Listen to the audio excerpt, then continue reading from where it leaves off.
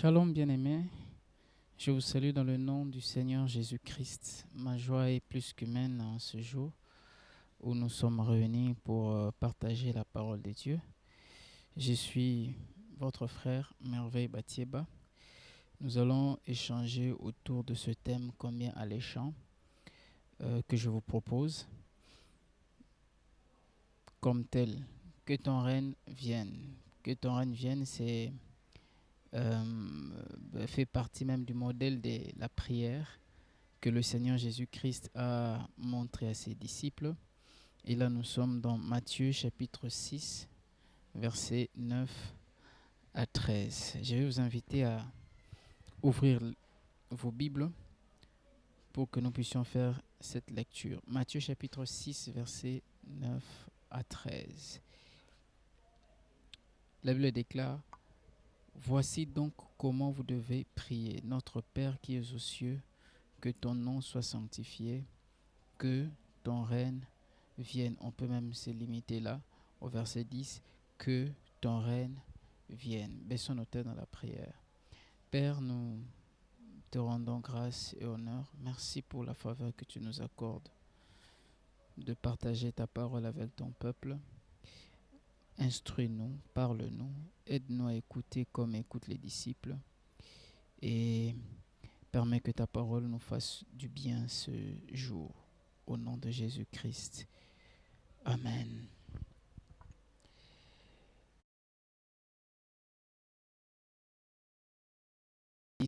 Grâce à Dieu pour la faveur qu'il nous accorde ce jour. Notre intervention kérigmatique sera axée sur 3 points. En dehors de l'introduction et de la conclusion, nous allons devoir définir les mots-clés de notre message, le règne. Et puis je vais vous proposer quelques vérités sur le règne de Dieu.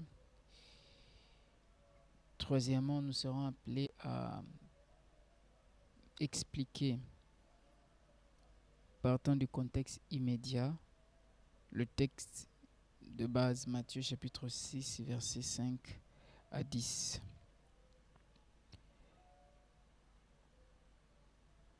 Et enfin, nous allons analyser comment est-ce que le règne de Dieu se manifeste sur ses enfants.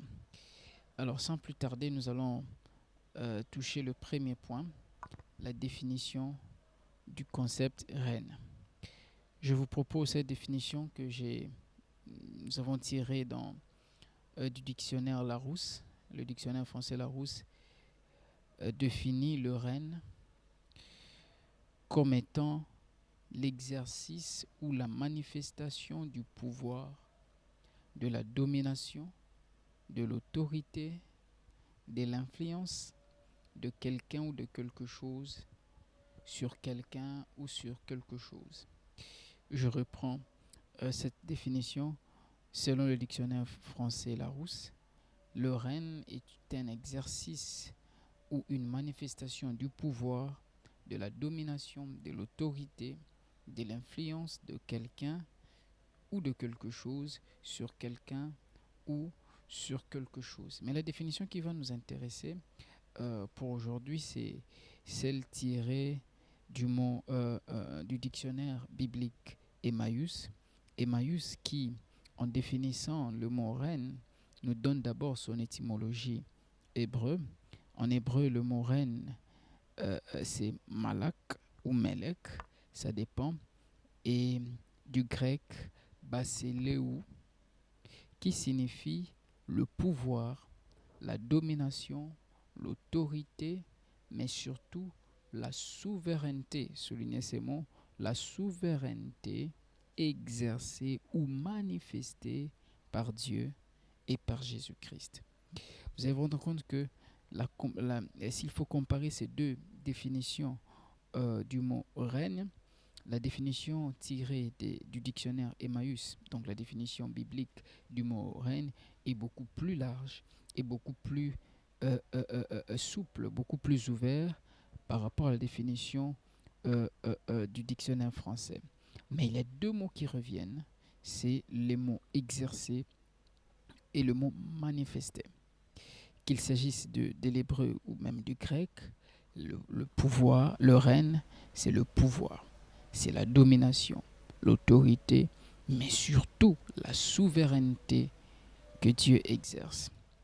Et donc, quand nous prions, notre Père, que ton règne vienne, notre Père, qui est toi qui es aux cieux, que ton nom soit sanctifié, que ton règne vienne, on est en train de demander à Dieu que ton pouvoir vienne sur nous, que ta domination, que ton autorité s'établisse dans notre vie.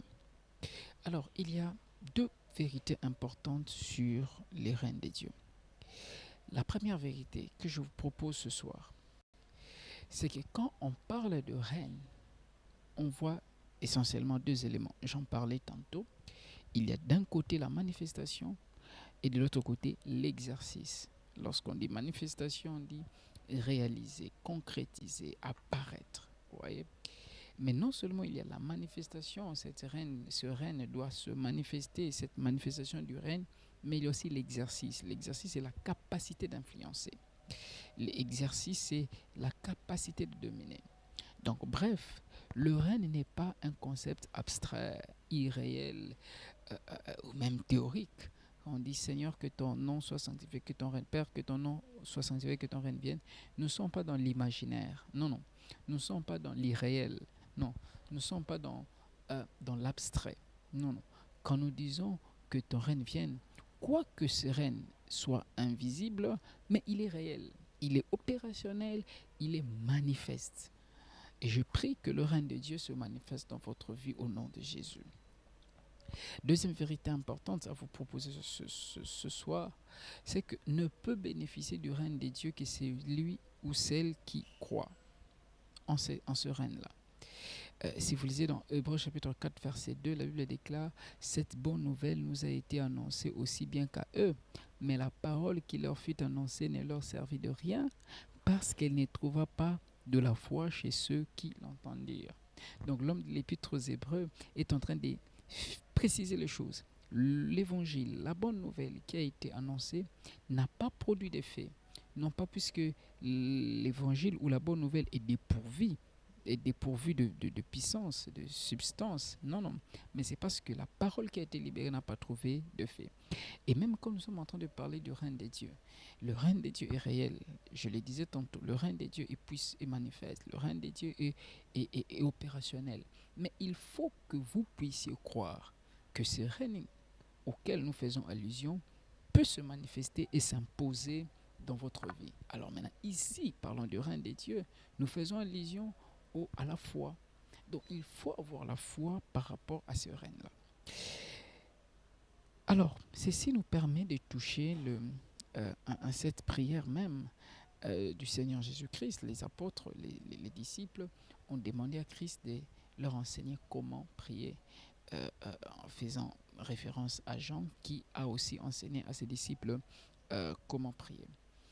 Ce récit de Matthieu 6, 9 à 10 peut aussi a une équivalence dans Luc 11, 14 à 20, qui touche toujours sur cette prière, communément appelée l'oraison dominicale ou bref, la prière de notre Père. Ces récits est à la demande des apôtres, comme je le disais, pour que le Seigneur leur montre comment prier, comme Jean-Baptiste a aussi enseigné à ses disciples à prier. Nous comprenons qu'on peut tout apprendre dans la vie, même la prière. La vie est un apprentissage perpétuel. Il est possible qu'on apprenne même à quelqu'un comment il peut prier. Mais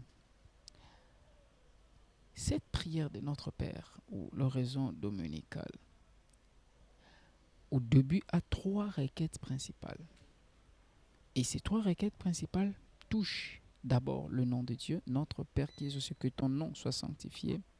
Deuxièmement, le règne de Dieu, que ton règne vienne.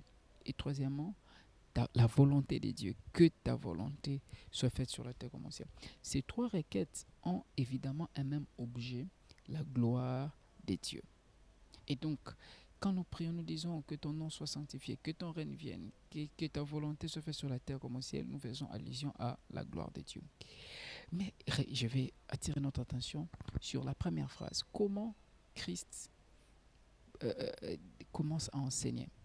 La première phrase dit notre Père qui est aux cieux. Vous voyez, c'est ce qui nous intéresse. Notre Père. La relation entre nous et Dieu, telle que Christ est venu pour nous la présenter, n'est pas forcément la relation d'un maître et des serviteurs, ou la relation d'un roi et de ses sujets. Certes, notre Dieu est roi, notre Dieu est maître, mais la relation n'est pas vraiment à ce niveau-là. La relation n'est pas entre un suzerain, un seigneur, vous voyez, et ses esclaves. Mais la relation que le Seigneur a bâtie entre les humains et le divin, c'est la relation entre un Dieu et ses enfants. Nous sommes enfants de Dieu, nous faisons partie de la famille de Dieu. Et donc même la force de la vie chrétienne, ou même la force de toute prière, c'est que parce que nous sommes enfants de Dieu, nous avons le Saint-Esprit qui nous amène à appeler Dieu Père. Et partant de cette relation, justement, Dieu est appelé à exaucer à nos prières. J'aimerais insister par rapport à ça, pour dire que lorsque nous disons notre Père qui est aux cieux, nous nous adressons à Dieu justement comme notre Père. Il est dans le ciel, il vit, il dirige, mais il est notre Père. Oh, quel privilège d'avoir Dieu pour Père. Quand je regarde l'Ancien Testament, je ne vois pas vraiment de manière claire d'endroit où il est même le peuple élu, le peuple choisi, appelé Dieu Père. Mais nous avons ce privilège d'être appelés enfants de Dieu. Et là, c'est le point de départ. Naître de nouveau. La nouvelle naissance nous permet de faire partie de la famille de Dieu. Jean chapitre 1er verset 11 à 13, la Bible déclare: la parole est venue chez les siens, la parole faite chair dans Christ, les siens l'ont rejetée, mais à tous ceux qui l'ont reçu, voilà, à ceux qui croient en son nom. Et elle, la parole, leur a donné le pouvoir de devenir. Vous voyez, le pouvoir de devenir qui? Enfants de Dieu. Lesquels ne sont pas nés de la chair ou de la volonté d'un homme, mais de la volonté de Dieu. Et donc, quand nous disons que ton règne vienne, nous sommes en train d'invoquer ou d'inviter le règne de notre Père. Ce règne qui opère dans le ciel, que ce règne s'établit sur la terre dans nos vies parce que nous croyons en ce règne-là.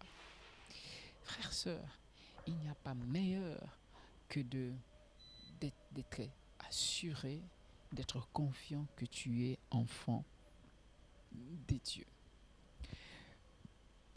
Vous me direz non, mais Dieu, je suis enfant de Dieu et Dieu. Oui, parce que je suis né dans une famille chrétienne et tout ça, et donc d'office, je suis enfant de Dieu. Non. On devient enfant de Dieu par un seul moyen. C'est accepter le Seigneur Jésus-Christ comme Seigneur et Sauveur personnel.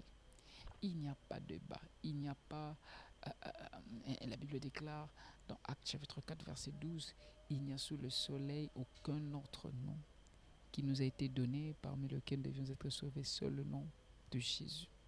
Le seul nom qui a été donné aux hommes pour être sauvés, c'est le nom de Jésus. Le nom qui nous introduit dans la famille des dieux, c'est le nom de Jésus. Moi qui vous parle, je suis peut-être mal placé pour parler de moi-même, mais je vais quand même donner ce témoignage personnel de ma conversion. Je suis né dans une famille aussi chrétienne. Quand je suis né, ma mère priait déjà, et mon père aussi priait. Et donc dès les bas âges, j'ai commencé à fréquenter l'église, comme partant de l'école du dimanche et tout ça. Je connais, comme Paul disait à Timothée, dès les bas âges, tu as connu les saintes lettres. Et garde ces lettres qui te rendront sage à jamais. Et donc je connais le Seigneur. Bon, j'ai commencé l'église, l'école du dimanche, et à la maison on priait. Et moi je me disais, bon, il est une coutume chez nous, on prie. Mais jusqu'à un certain moment, je n'avais pas encore fait la rencontre personnelle avec le Seigneur Jésus. Il a fallu attendre en 2006, après un message puissant qui a porté sur, je n'oublierai jamais, le premier commandement. C'était un dimanche euh, au mois de juin 2006. L'homme de Dieu qui prêchait ce jour-là parlait sur le premier commandement. Shema Israël, Adonai Eloheinu Adonai. Écoute Israël, l'Éternel notre Dieu, l'Éternel est un. Tu aimeras l'Éternel ton Dieu de tout ton cœur, de toute ton âme, de toute ta force et de toute ta pensée. Dieu est un. Tu aimeras le Seigneur ton Dieu. Il a tellement parlé de ça que, après le message, il a fait l'appel au salut. Je vous dis, j'ai toujours été dans la vie de l'Église, d'une manière ou d'une autre. Mais ces jours-là, le Seigneur n'a pas parlé à tout le monde, il s'est adressé à moi, personnellement. C'était un passage que je connaissais, que je pouvais même mémoriser par cœur, réciter. Mais ces jours-là, quand ce message a été libéré, c'est avec une autre puissance. Et pendant que l'homme de Dieu était en train de parler, je sentis qu'il me parlait. Et quand il a lancé l'appel au salut, je n'avais pas hésité. J'ai donné la vie au Seigneur. Je confessais mes péchés. Je reconnus que j'étais pécheur. J'ai sollicité sa grâce. Et il est entré dans ma vie. Et depuis ce jour-là, je continue à aller à l'église, mais autrement. Je suis vraiment né de nouveau. Et comme l'apôtre Paul dit, les choses anciennes sont passées, toutes choses sont devenues nouvelles. Alors vous qui nous suivez ici en présentiel ou même en ligne, pendant ces quelques minutes où le Seigneur nous a parlé sur son règne, le règne qui se manifeste, ce règne qui est agissant, qui est opérationnel, qui est effectif, qui est réel, qui est opérationnel, ce règne peut se manifester dans votre vie. Mais il y a une condition, à condition que vous deveniez enfant de Dieu. Pour appeler Dieu Père, et pour devenir enfant de Dieu, il n'y a qu'une seule voie, une seule possibilité, c'est d'offrir, c'est d'accepter le Seigneur Jésus, Christ comme Seigneur et Sauveur. Oh, je suis en train de vous inviter, au travers de ces quelques mots, de prendre cette décision, si le Seigneur vous touche par son esprit, de faire cette prière. Selon qu'il est écrit dans Romains chapitre 10, versets 9 à 10. Si tu confesses de ta bouche le Seigneur Jésus, et si tu crois dans ton cœur que Dieu l'a ressuscité de mort, tu seras sauvé. Car c'est en croyant du cœur qu'on parvient à la justice, et c'est en confessant de la bouche qu'on parvient au salut. Confessez Jésus. Tu es mon Seigneur, tu es mon roi, tu es mon maître, tu es mort pour moi. Je reconnais mes fautes et je viens devant toi. Pardonne mes péchés. Entre dans mon cœur. Dirige ma vie. Sois le seul maître de ma vie. Désormais, ma vie t'appartient. Je ne vis plus pour moi-même, mais je vis pour toi.